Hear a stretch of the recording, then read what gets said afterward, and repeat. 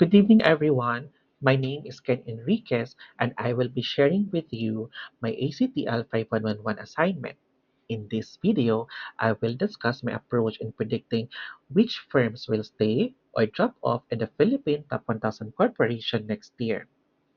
We will start with introducing our problem, then the data sources, then the pre-processing procedure. An EDA is also presented, followed by the benchmark model. Then we will discuss our two deep learning architecture and its performances, and end with some final recommendations. The SEC Top 1000 Corporation reflects the Philippine economic backbone, and predicting the retention will help investors, regulators, and risk managers to navigate market stability.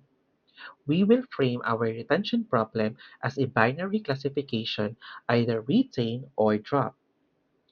We have used the SEC Top 1000 Corporation's data enriched with the PSA economic indicators and Y chart forecast, covering these enumerated key variables. During the pre-processing stage, we have converted some data types. We also ensured that there were no duplicates or missing records, and merged rare categories into others. We then applied log and power transformation to correct skewness and standardize numeric inputs. We also did binary mapping and one-hot encoding for all categorical variables. This slide highlights two key findings from our EDA.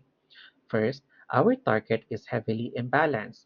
About 89.6% of the firms stay in the top 1,000 corporation next year, which indicates the need for class weighing during our modeling. Second, among all predictors, company rank is most strongly correlated with the retention variable. This slide walks through with our benchmark model, which is the histogram-based gradient boosting. Figure 3 shows how histogram binning works, where input data are bined into histograms, then trained to sequential trees that learns the residuals, then combine their outputs to the final prediction. Table 1 shows the hyperparameter search grid for this model, and Table 2 show its performance metrics.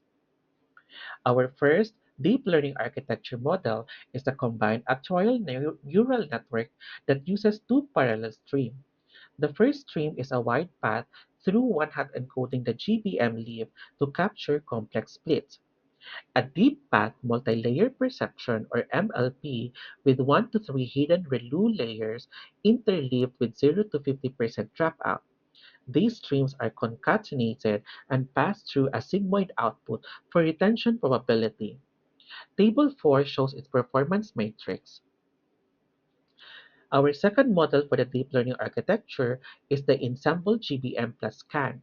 This architecture runs the data through both the GBM pipeline and the CANN in parallel, then averages their output probabilities. We use 50%, 50%. By blending the strength of the three base splits and learned feature interactions, it produces a more robust and reliable retention score with minimal additional complexity. See Table 6 for its performance matrix. On the training set, Ensemble GBM plus CAN overpowered both the GBM and CAN. However, in our validation set, Ensemble GBM plus CAN leads in ROC AUC while CAN alone won for the F1 score. Since this is the case, I tested both models on the test sets to see which performs better in which Ensemble GBM plus CAN dominated.